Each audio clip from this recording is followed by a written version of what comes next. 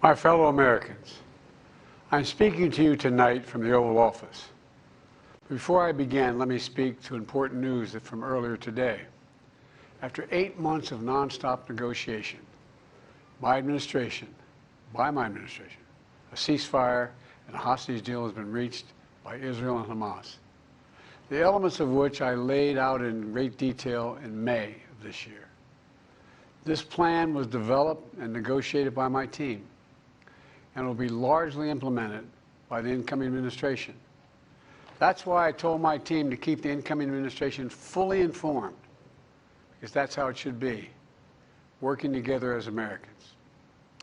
This will be my final address to you from the American people from the Oval Office, from this desk as president. And I've been thinking a lot about who we are, and maybe more importantly, who we should be. Long ago in New York Harbor, an ironworker installed beam after beam, day after day. He was joined by steel workers, stonemasons, engineers. They built not just a single structure, but a beacon of freedom. The very idea of America was so big, we felt the entire world needed to see. The Statue of Liberty, a gift from France after our Civil War. Like the very idea of America, it was built not by one person, but by many people, from every background and from around the world. Like America, the Statue of Liberty is not standing still. Her foot literally steps forward atop a broken chain of human bondage. She's on the march, and she literally moves.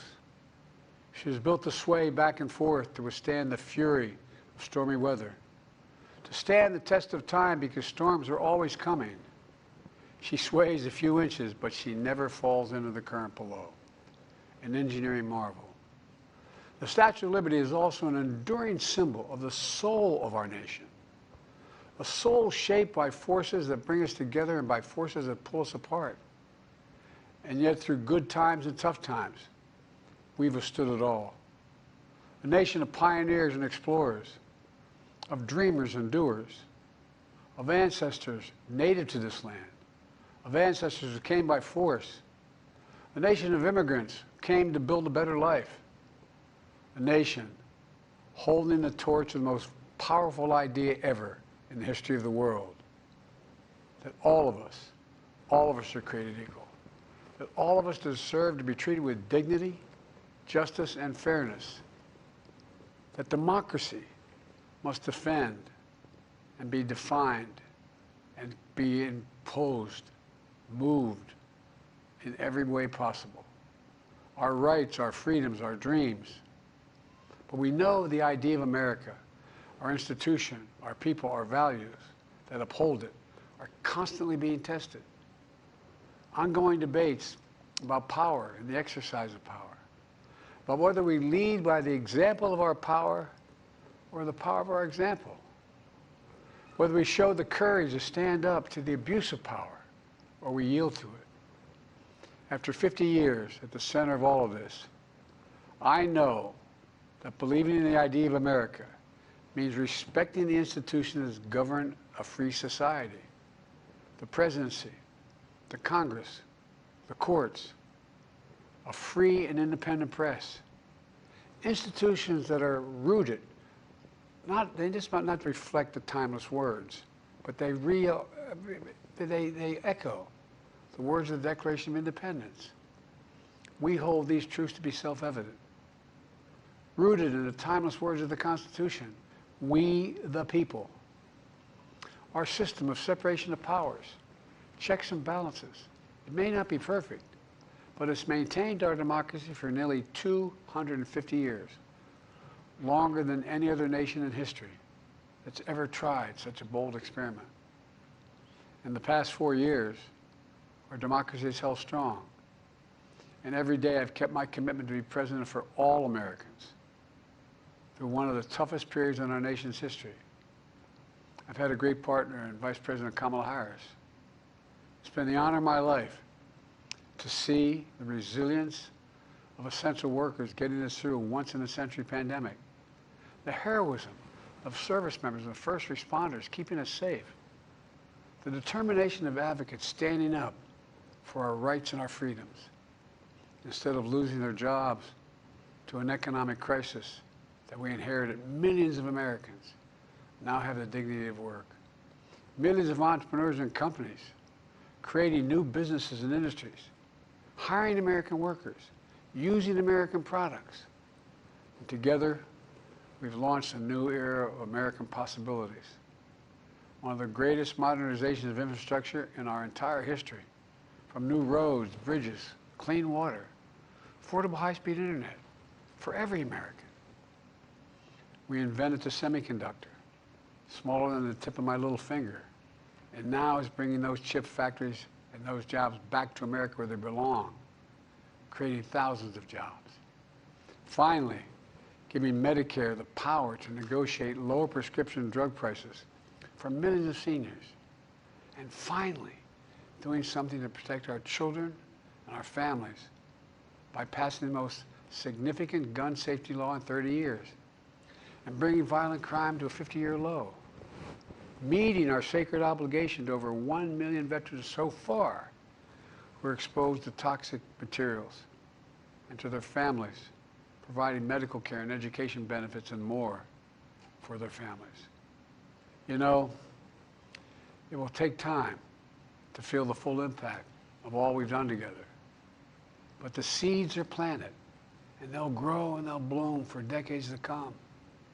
At home, we've created nearly 17 million new jobs, more than any other single administration, a single term. More people have health care than ever before. And overseas, we've strengthened NATO. Ukraine is still free. And we pulled ahead of our competition with China, and so much more. I'm so proud of how much we've accomplished together for the American people. And I wish the incoming administration success, because I want America to succeed. That's why I've held my duty to ensure a peaceful and orderly transition of power, to ensure we lead by the power of our example. I have no doubt that America is in a position to continue to succeed. That's why my farewell address tonight, I want to warn the country of some things that give me great concern. This is a dangerous and that's a dangerous concentration of power in the hands of a very few ultra-wealthy people. And the dangerous consequences if their abuse of power is left unchecked. Today, an oligarchy is taking shape in America of extreme wealth, power, and influence that literally threatens our entire democracy, our basic rights and freedoms, and a fair shot for everyone to get ahead. We see the consequences all across America, and we've seen it before. More than a century ago, but the American people stood up to the robber barons back then and busted the trusts. They didn't punish the wealthy, just made the wealthy play by the rules everybody else had to. Workers want rights to earn their fair share. You know, they were dealt into the deal, and it helped put us on a path to building the largest middle class, the most prosperous century any nation in the world has ever seen. And we've got to do that again. In the last 4 years, that is exactly what we've done. People should be able to make as much as they can, but play by the same rules, pay their fair share of taxes. So much is at stake. Right now, the existential threat of climate change has never been clearer. Just look across the country, from California to North Carolina. That's why I signed the most significant climate and clean energy law ever in the history of the world, and the rest of the world is trying to model it now. It's working, creating jobs and industries of the future.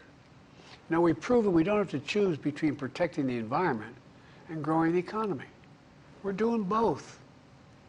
The powerful forces want to wield their unchecked influence to eliminate the steps we've taken to tackle the climate crisis, to serve their own interest for power and profit. We must not be bullied into sacrificing the future of our children and our grandchildren.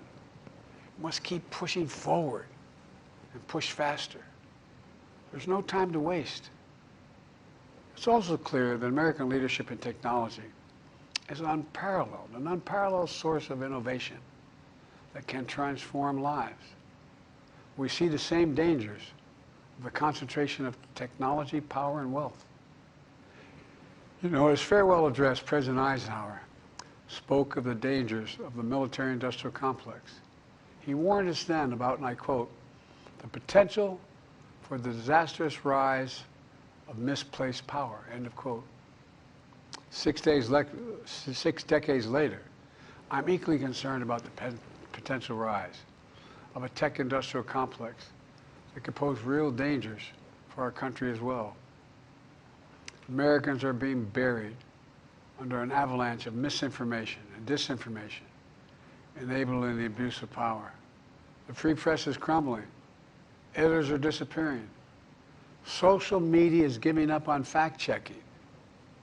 The truth is smothered by lies told for power and for profit.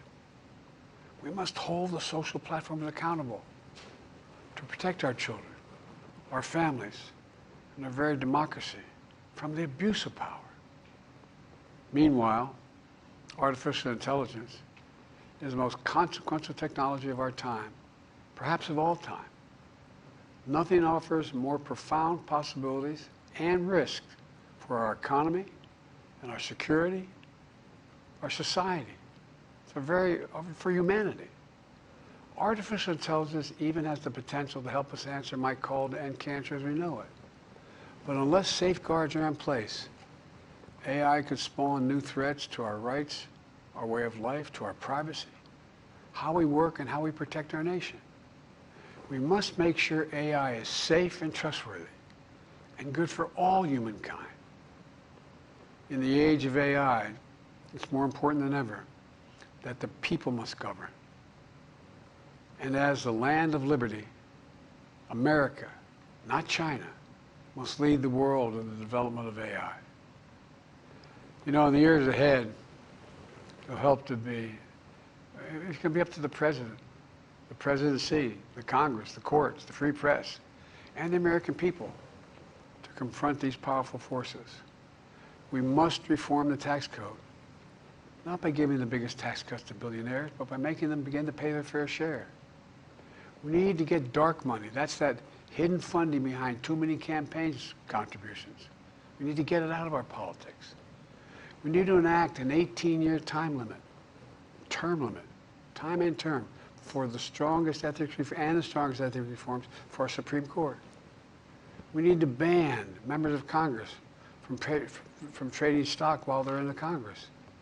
We need to amend the Constitution to make clear that no president is immune from crimes that he or she commits while in office. The president's power is not limited. It's not absolute, and it shouldn't be. And in a democracy, there's another danger to the concentration of power and wealth. It erodes a sense of unity and common purpose. It causes distrust and division. Participating in our democracy becomes exhausting and even disillusioning. And people don't feel like they have a fair shot. We have to stay engaged in the process. I know it's frustrating. A fair shot is what makes America, America. Everyone's entitled to a fair shot. Not a guarantee, but just a fair shot. An even playing field. Going as far as your hard work and talent can take you. We can never lose that essential truth, remain who we are. I've always believed, and I've told other world leaders, America can be defined by one word: possibilities. Only in America do we believe anything is possible.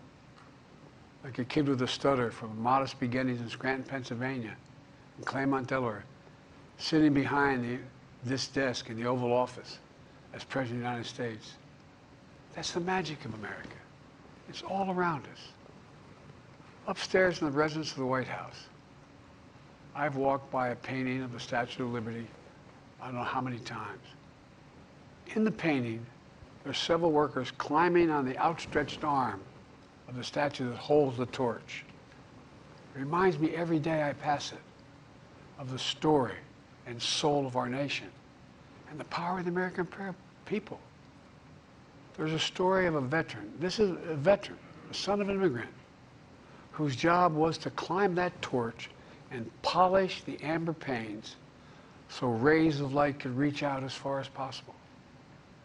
He was known as the keeper of the flame. He once said of the Statue of Liberty, quote, "speaks a silent universal language, one of hope that anyone who seeks and speaks freedom can understand." Yes, we sway back and forth to withstand the fury of the storm, to stand the test of time. A constant struggle, a short distance between peril and possibility. But what I believe is the America of our dreams is always closer than we think. And it's up to us to make our dreams come true. Let me close by stating my gratitude to so many people, to the members of my administration, as well as public service and first responders across the country and around the world. Thank you for stepping up to serve. To our service members and your families, it's been the highest honor of my life to lead you as Commander-in-Chief. And of course to Kamala and our incredible partner, the historic Vice President. She and Doug have become like family, and to me, family's everything. My deepest appreciation to our amazing First Lady who's with me in the Oval today, for our entire family. You're the love of my life and the lives of my love. My eternal thanks to you, the American people. After 50 years of public service, I give you my word. I still believe in the idea for which this nation stands. A nation where the strengths of our institutions and the character of our people matter and must endure. Now it's your turn to stand guard. May you all be the keeper of the flame. May you keep the faith. I love America. You love it too. God bless you all, and may God protect our troops. Thank you for this great honor.